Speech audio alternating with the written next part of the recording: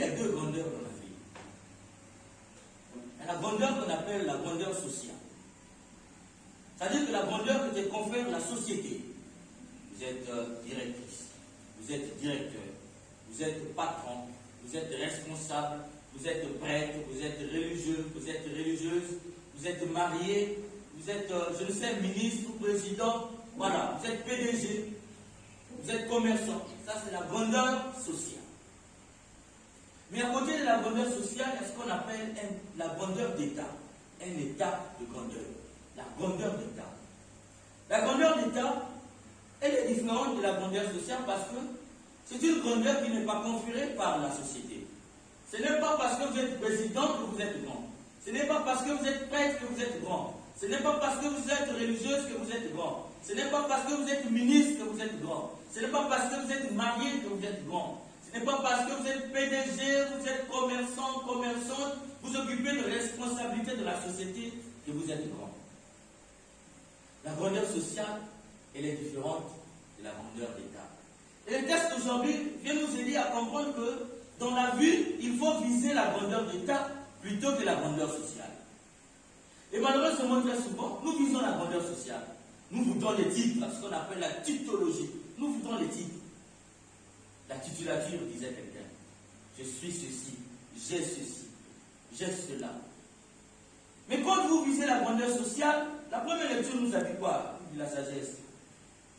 On commence à méditer le mal.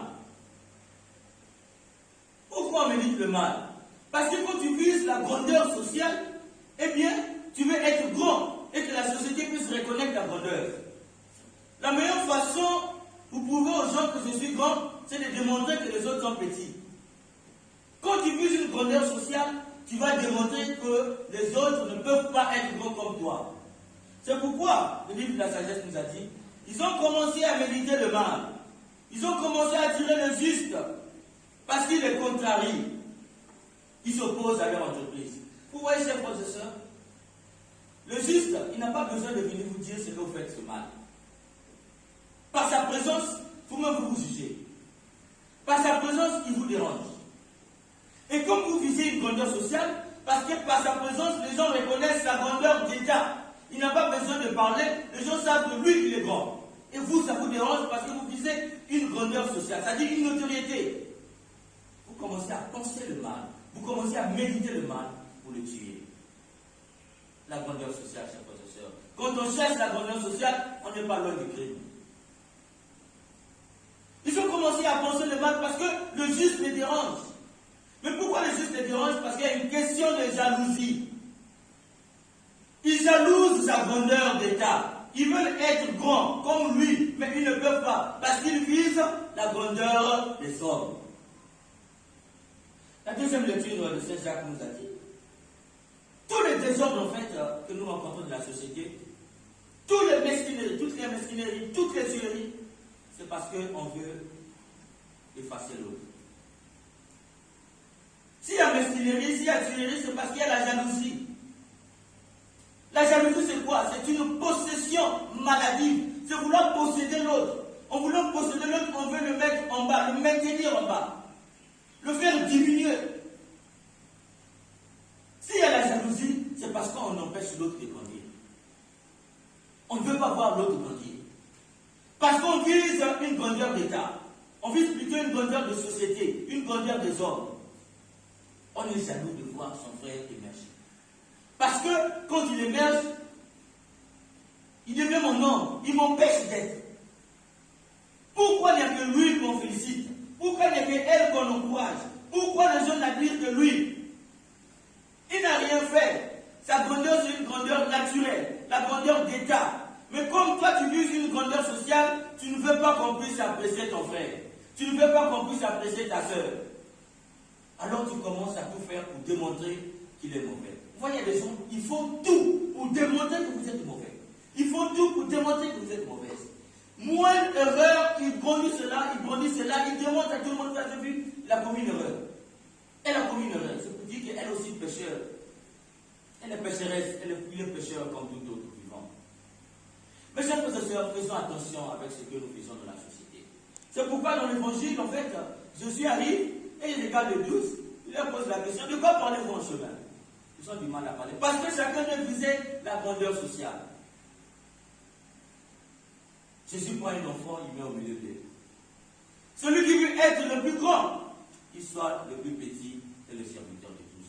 Parce que quand on a une grandeur d'état, on est serviteur. On a une grandeur d'état, on est petit. On n'a pas besoin qu'on puisse reconnaître notre grandeur parce que dans notre petitesse, il y a notre grandeur. Vous voyez un grain qui donne un baobab. Dans sa petitesse, il y a la grandeur d'un arbre. Ce petit grain que vous voyez n'a pas besoin de dire qu'il sera un gros baobab. Déjà dans sa petitesse, le grain, c'est un gros baobab.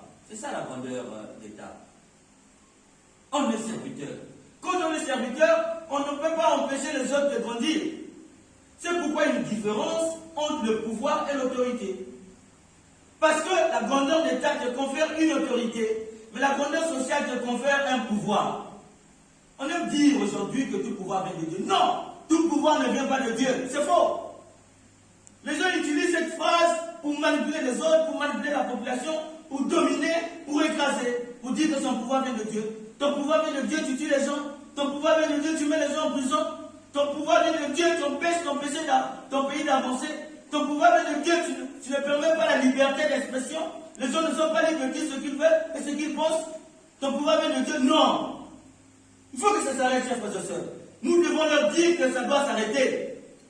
Vous visez une grandeur des hommes. Vous êtes de la grandeur sociale.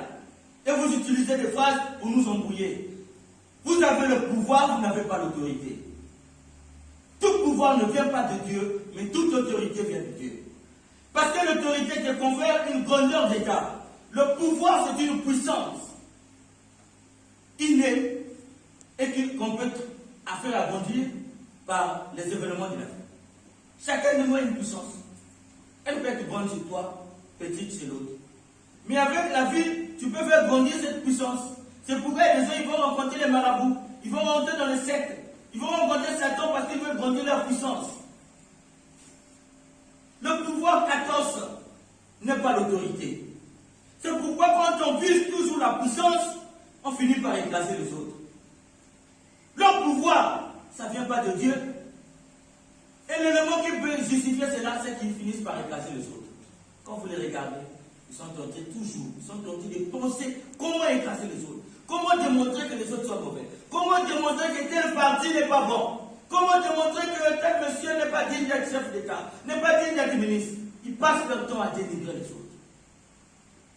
Le pouvoir ne vient pas de Dieu, chers frères et sœurs.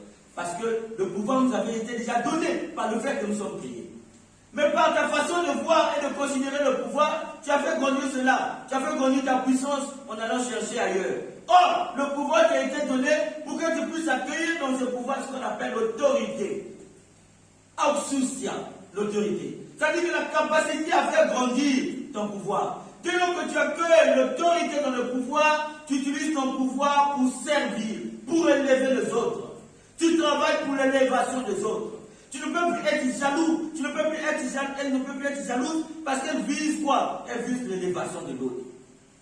Mais pour élever l'autre, il faut s'abaisser. Descendre le plus bas pour les ramener à l'extérieur, pour les ramener à l'intérieur de lui-même, pour les ramener à l'extérieur au niveau de l'équilibre de vie. C'est ça l'autorité. Et c'est ce que je veux dire à ses apôtres, cherchez l'autorité, ne cherchez pas le pouvoir. Un enfant, il a une grandeur d'état. Vous n'avez jamais vu un enfant d'être jaloux d'accueillir dans la famille un autre enfant. Les enfants sont serviables. Lorsqu'il a un petit frère, vous le voyez, à moins que ça soit un enfant mal éduqué.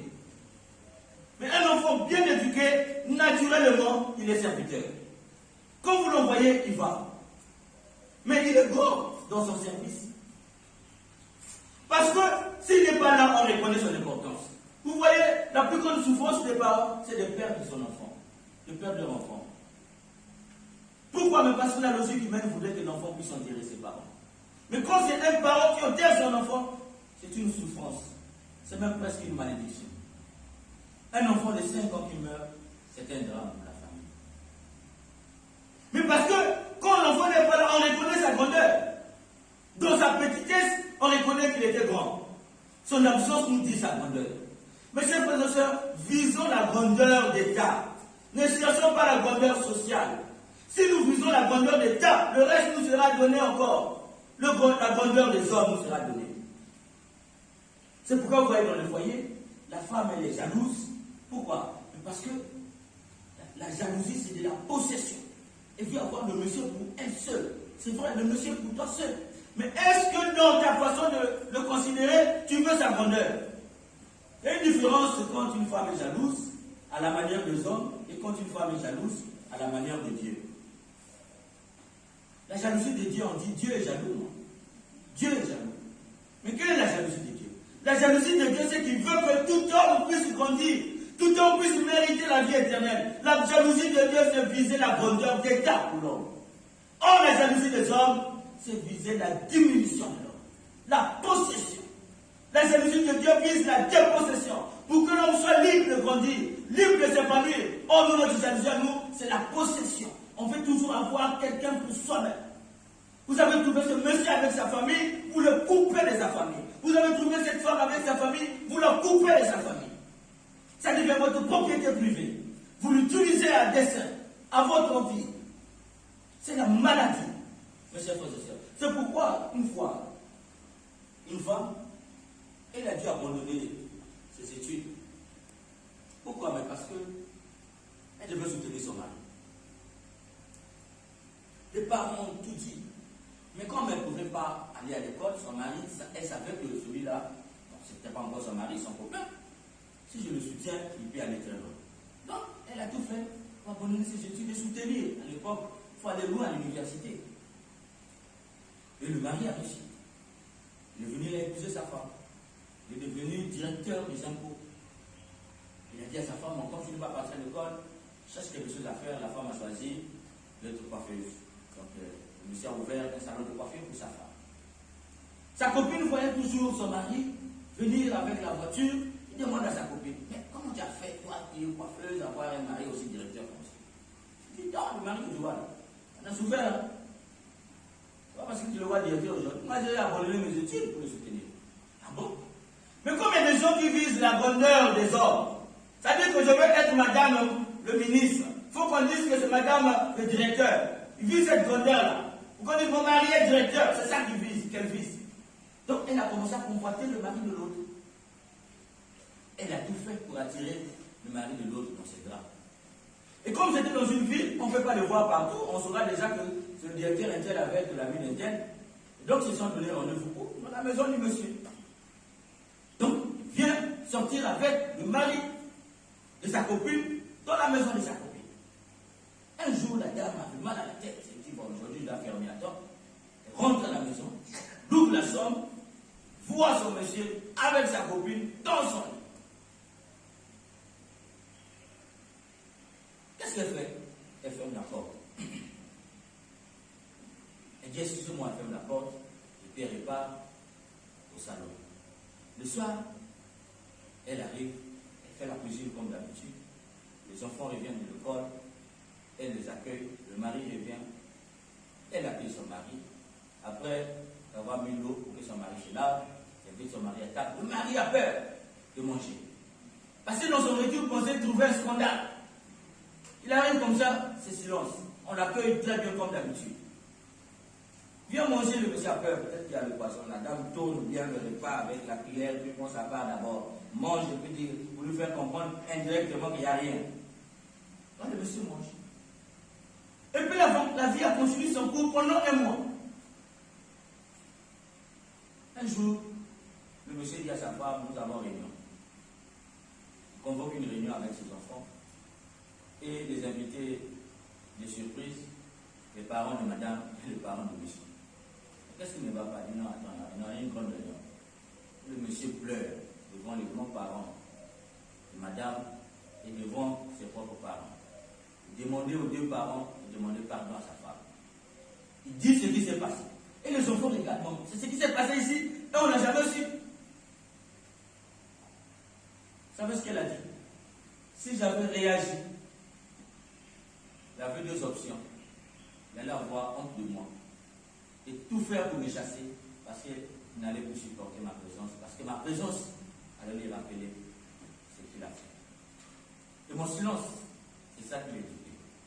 Voilà la jalousie de Dieu, chers frères et sœurs. Le silence face à nos bêtises.